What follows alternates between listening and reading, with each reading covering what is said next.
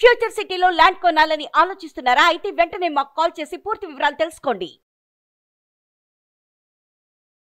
నమస్తే రమగారు. నమస్తే జయ. రమగారు, మనకి వింటర్లో జలుబు దగ్గు ఎక్కువగా ఫ్లమ్ రావటం ఎక్కువ చూస్తుంటాం. ఏమన్నా హోమ్ రెమెడీస్ చెప్తారా? బేసిక్ థింగ్స్ జయ. చలికాలం వెచ్చటి ఆహారం తింటాం. పొద్దుడిది రాత్రి, రాత్రిది రేపొద్దున మానేయండి. ఫర్మెంటెడ్ ఫుడ్ చాలా మంచిది అట్లా చెప్పుకుంటాం. ఈ సీజన్లో కాదు. మీకు జలుబు కానీ ఒంట్లో గొంతులో ఫ్లమ్ కానీ చలికాలపు బాధలుంటే అస్సలు చల్లటి పదార్థాలు తినద్దు. ముందు రోజువి మర్నాడు తినబోకండి. ఓకే. మజ్జిగ తగ్గించండి, పెరుగు కూడా తగ్గించండి. పెరుగు తినాలి అంటే పిల్లలకి వేసి పెట్టాలి అంటే వేడన్నంలో వేస్తే మంచిది. రాత్రిపూట పెరుగన్నాలు మజ్జిగన్నాలు తగ్గిస్తే మంచిది. కొంచెం వేడి వేడి పదార్థాలు, కూరలు వేడి, అన్నం వేడి, చారులు పులుసులు అలాంటివి తింటే హాయిగా వెళ్తుంది. కిచిడి లాంటివి తినండి, రొట్టెలు చేసుకోండి, చపాతీలు అవి వేడి వేడిగా, దోశలు వేడిగా, ఇడ్లీ వేడిగా, అన్నం వేడిగా, ఇవన్నీ వేడే. వేడిగా తింటే అంత బాధలు ఉండకుండా ఉంటాయి.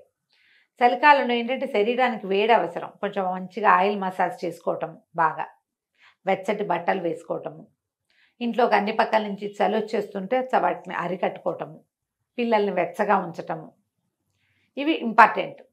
చల్లటి పదార్థాలు తాగటం కానీ, కూల్ డ్రింక్స్ తాగటం కానీ, తర్వాత ఐస్ క్రీమ్స్ తినటము, ఎక్కువగా తీపి పదార్థాలు రాత్రిపూట తినటము. స్వీట్స్ తినచ్చు కానీ పగళ్ళే, రాత్రిళ్ళు తినద్దు.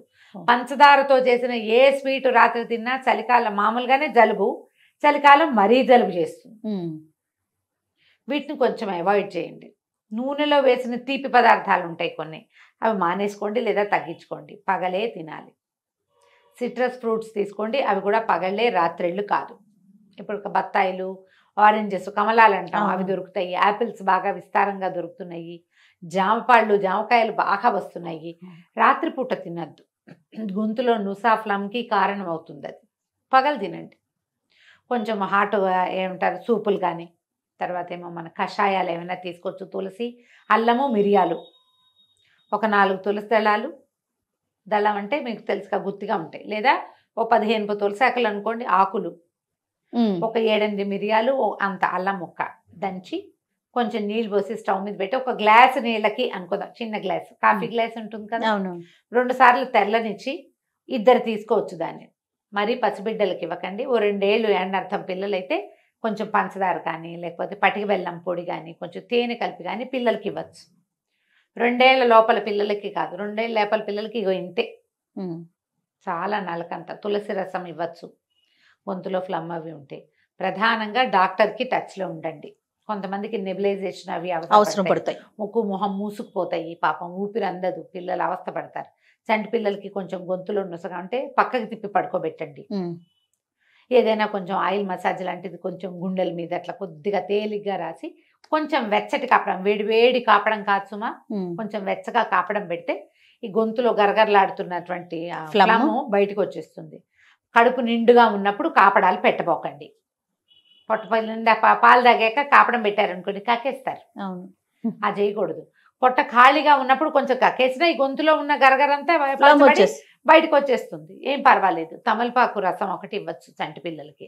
తమలపాకుని కొద్దిగా ఆయిల్, ఆముదం కానీ, ఒక్క నూనె చుక్క కానీ రాసి స్టవ్ మీద ఇట్లా ఇట్లా చూపించామనుకో, అట్లా ఒడిలిపోయినట్టు అయిపోతుంది. పొయ్యి మీద లేదా వెచ్చగా ఏదైనా దీపం మీద చూపిస్తే ఆ ఒడిలిపోయిన దాన్ని బాగా నలిపితే అంత రసం వస్తుంది. ఎంత చూపిస్తున్నాను, కనపడుతోంది కదా, కాదు ఇంత. దీంట్లో పటిక బెల్లం పొడి కానీ, తేనె కానీ వేసి పిల్లలకి ఇస్తే ఈ గొంతులో పట్టుకుపోయి గరగరలాడుతూ కళమని కదులుతూ ఉంటుంది చూడు, అది వామిట్ అయిపోతుంది తమలపాకు రసంతో. కొంచెం 7-8 నెలలు ఉన్న పిల్లలకి అట్లా ఇవ్వచ్చు. చాలా జాగ్రత్తగా 1 టైం, ఒక్కసారి ఈ పని, రోజు కాదు, ఒక్కసారి. జాగ్రత్తగా ఉండాలి రమ్మగారు. కడుపు నిండుగా ఉన్నప్పుడు, పాలు ఫుల్గా తాగినప్పుడు, ఏదైనా సరిలేకో గిరిలేకో, ఇప్పుడు రాగి మాల్టో ఉగ్గో కడుపు నిండా పిల్లలు తిన్నాక మాత్రం ఇవ్వకూడదు.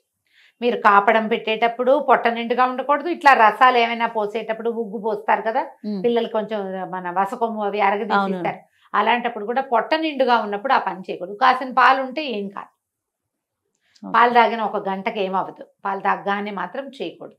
ఇవి ఇవ్వచ్చు. మీరు కూడా శుభ్రంగా తులసి రసం తీసుకోవచ్చు, మిరియాల కషాయం తీసుకోవచ్చు, తిప్పతీగ కషాయం తీసుకోవచ్చు. ఏ గ్రీన్ టీ తాగినా హాయిగానే ఉంటుంది. కరివేపాకు, ధనియాలు, మిరియాలు, అల్లము 4టిని కషాయంలాగా కాచే శుభ్రంగా నేటివ్ టీ తాగేయండి. మన దగ్గర సుమన్ టీవీ ఛానల్లో మామ్స్లో ఉన్నాయి. అవును అవును. కషాయాలు 3-4 కషాయాలు తీసుకోండి. తమలపాకు కషాయం కూడా కాచుకుని తాగొచ్చు. మన గొంతులో నుసగా ఉంటే 2 తమలపాకులు చింపేయండి, చక్కగా శుభ్రంగా కడిగేసి, కడక్కండా కాదు, చక్కగా కడిగేసేయండి. తుడచకపోయినా పర్వాలా, చింపి నీళ్ళలో వేయండి. ఒక గ్లాస్ నీళ్ళకి ఆ గ్లాస్ నీళ్ళకి 2 తమలపాకులు వేసుకోవచ్చు. 2 సార్లు తెరలనిస్తే నీళ్ళని చిన్న పింకిష్గా మారుతాయి నీళ్ళు, చాలా స్లైట్ కలర్ చేంజ్ మాత్రం వస్తుంది. ఈ నీళ్ళల్లో కొంచెం షుగర్ వేసుకోండి, లేకపోతే అలాగే తాగండి. కొంచెం ఉప్పు, లెమన్, నిమ్మరసం వేసుకున్నా కూడా బాగుంటుంది. హాయిగా తాగేయండి, అది గ్రీన్ టీ లాగా బాగుంటుంది. చిన్న తమలపాకు వాసన వస్తుంది. ఈ గొంతులో ఉన్న నుస వాటికి బాగా పనిచేస్తుంది. ఎవరైనా సరే కాఫీ టీలు తగ్గించి గ్రీన్ టీలు పెంచండి. ఎస్, హాయిగా ఉంటుందని ఎంతసేపు tea tea tea tea coffee coffee తాకండి, పైత్యం చేస్తుంది. అంతొద్దు. ఉదయం 2 సార్లు డే టైంలో టీలు, సాయంకాలం 1 టీ కాఫీలు, అంతే. కాఫీ టీ మొత్తం కలిపి ఆల్ టుగెదర్ 4, అంతకంటే చేయొద్దు. ఇవి కూడా 4 కాదు, చిన్న చిన్నవి. ఫుల్ గ్లాసులు తాగుతారు, పెద్ద పెద్ద లోడ్స్ తాగే అలవాటు, అంతంత తాగద్దు. దాని బదులు మీరు గ్రీన్ టీస్ తాగండి. ఇలా వేసుకోండి చక్కగా. కరివేపాకు నీళ్లు తాగొచ్చు, చాలా హాయిగా ఉంటుంది. చాయ్ తాగినట్టే ఉంటుంది, సుఖంగా బాగుంటుంది. బయట ఫుడ్స్ కొంచెం తగ్గించండి. ఓకే.